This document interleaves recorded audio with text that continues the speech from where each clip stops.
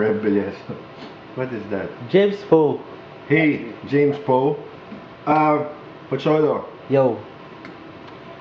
Uh, what do you think of our food? It's good. Does it remind you of a restaurant? Uh-huh. You think I can cook for a part my Wag kang maingay, sasapakin kita. Right, Garcia. Sasapakin kita. Don't you dare, Pocholo, because I'm gonna post this on YouTube, and it's for somebody. Just to show my domestic skills. Oh, yeah. Well, is it probably for... Just shut up your mouth. No, Pocholo, I'm going to. No. Harap. Mangga. There you go. The mangoes.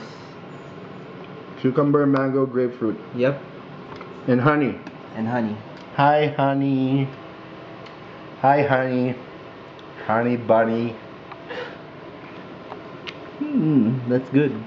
Ang dami ko na kanain. That's right. Siguro kayo naman. Take some satay. Ang lapit naman. So, how did you feel about the evacuation? Now that we're back here at home. I did not get enough sleep. For 2 days at Ate Betcha's house? Yes. How did you feel about the ash fall? That was... It was like Mount Pinatubo. How about for...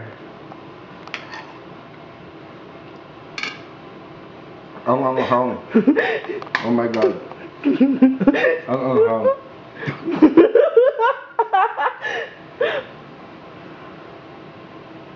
Anong feeling mo? I don't know. I felt so happy. My girlfriend is always there for You me. felt so happy you were gay? I'm not gay. Who's gay? Ikaw? You're in love with...